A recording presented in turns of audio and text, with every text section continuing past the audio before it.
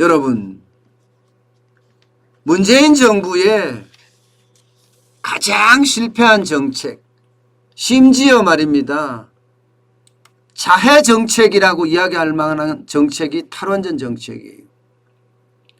게다가 탈원전 정책의 명분도 굉장히 약해요. 여러분도 알다시피 전 세계는 ESG로 간다고 하나요? 예, ESG. 환경정책, 재생에너지. 예. 뭐 ESG 정책으로 간다고 전부 다 이야기하고 있습니다. 그런데 친환경 정책이 뭐 태양광, 풍력만 있는 게 아닙니다. 원자력도 있습니다. 그만큼 원자력은요, 예, 친환경 정책의 핵심 발전력이라고 이야기할 수가 있습니다. 그러니까 미국 같은 경우도 마찬가지고요. 예, 중국도 그렇고요. 프랑스도 그렇고 유럽도 그렇고요. 이게 원전을 어떻게 더 안전하게 활용할 것인가를 고민하고 연구하는 게 요즘 추세예요. 근데 대한민국은 정반대로 갔죠. 정반대로. 탈원전 하면서 신한울부터 시작해서 원전을 다 줄이겠다, 이렇게까지 선언을 한 상태입니다. 그런데요, 너무너무 웃기는 그런 지표들이 나오고 있어요. 말은 탈원전 정책인데 과연 이게 탈원전 정책이 맞아? 이런 생각이 들 정도로, 예, 앞과 뒤가 완전히 다른 그런 지표가 나왔습니다. 저도 사실 이걸 보면서 너무너무나 놀랐어요. 여러분, 이 지표 한번 보세요. 한국전력이, 한전이, 예, 이게 지난해 그 민간으로부터 사들인 전력 구매량입니다. 정확히 52만 9,607 기가와트시입니다. 기가와트시. 52만 9,607 기가와트시요. 일반적으로 한전은 자회사나 혹은 민간 발전소로부터 전력을 사들이거든요. 근데 그 사들인 총량이 52만 9,607 기가와트시라니까요. 그런데 진짜 웃긴 거 바로 이겁니다. 원전을 사들인, 그러니까 원자력 발전소에서 전기를 사들인 양이 2020년도에 보세요. 15만 2,312 기가와트시예요. 이게 2016년 탈원전을 선언하기 전 박근혜 대통령 때보다가 거의 비슷한 수준이 됐다는 거예요. 15만 4,175 기가와트시가 박근혜 대통령 시절 2016년입니다. 지금 앞으로는, 예, 탈원전 했지만 결국 원전의 발전을 이만큼 사들였다는 겁니다. 진짜 웃긴 거예요. 2017년 잠깐 보이기는 했습니다. 탈원전 하는 듯 2017년에 14만 1,098 기가와트시를 사들이고요. 2018년 최저로 내려갔습니다. 12만 6,883만 기가와트시를 했습니다. 그러다가 2020년에는 다시 회귀한 거예요. 2016년으로 회귀한 겁니다. 왜 회귀했을까요? 왜 회귀했을까요? 여기에는 두 가지 이유가 있습니다. 두 가지 이유가. 첫 번째는요, 여기도 마찬가지 무리하게 신재생 에너지를 확대시킨 탓이에요. 태양광이나 풍력을 확대를 시켰는데 이게 제대로, 예, 발전 효율도 내주지 못할 뿐만 아니라 가격도 워낙 비싸기 때문에 이게 문제가 생긴 겁니다. 효율도 떨어져 가격도 비싸, 이러니 말입니다. 게다가 정부는 보조금까지 줘야 돼요. 보조금까지.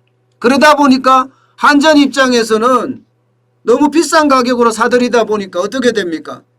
예, 한전의 경영수지에 문제가 있는 거죠. 경영수지의 문제.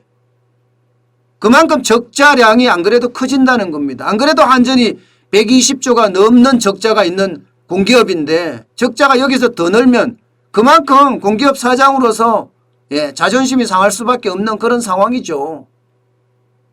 그런데도 불구하고 이 재생에너지를 어느 정도는 샀다는 이야기예요.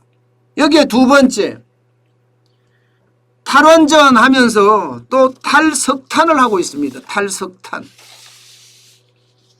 이게 산업 환경에 대한 고려는 전혀 없이 이거 해야 돼 이러면서 그냥 밀어붙이는 거예요.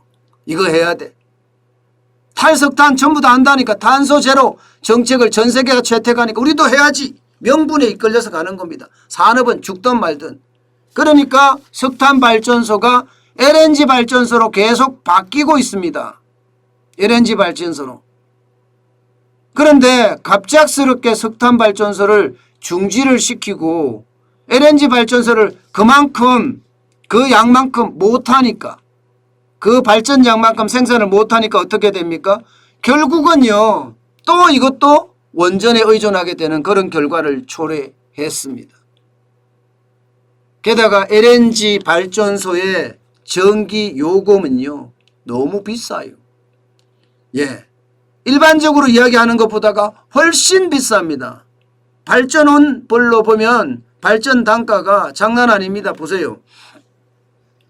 원전은 59.7원입니다. 1kW시당.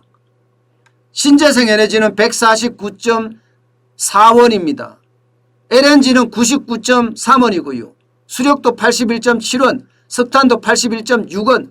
작년에 이게 한전에서 구입 단가입니다. 구입한 단가예요. 원전이 굉장히 싸죠. 신재생에 비해서는 거의 3분의 1 가격이죠. 3분의 1 가격. 그러니까 어떻게 하겠습니까? 3분의 1 가격이니까. 당연히 경영수지를 맞추고자 원전을 많이 쓸 수밖에 없는 그런 구조라는 거예요. 그러니까 탈원전 했습니다마는 결국은 원전에 의존하는 게 더 커졌다 이런 얘기예요. 이게 준비 안 된 말로만 정책, 화려한 말잔치에 우리는 다 속아 넘어간다는 그런 이야기가 되는 겁니다. 화려한 말잔치에. 여러분, 이게 탈원전을 하려고 그러고 탈석탄을 하려고 하면 이 전문가들의 의견도 충분히 들어줘야 됩니다. 그러면서 전문가의 의견과 환경단체의 의견을 종합해서 들은 다음에 정부가 판단을 해야 되거든요. 그런데 문재인 정부는 이 전문가들의 의견은 안 들어. 듣지도 않아요. 여기다 위원회 만들어 놓고 위원회 뒤에서 문재인 대통령 뒤에서 숨어서 이 친환경 단체들의 이야기만 쭉 들어주는 거예요. 친환경 단체들의 이야기만. 그러다 보니까 친환경 단체들의 어떤 이야기대로 산업은 산업대로 망가지면서 갈 수밖에 없는 그런 상황이라는 겁니다. 이게 문재인 정부의 민낯입니다. 문재인 정부의 민낯. 문재인 정부의 민낯은요, 산업에 대한 구체적인 분석이나 고려 없이 자기 지지층의 말이라면 죄송합니다. 그냥 이런 표현 쓸게요.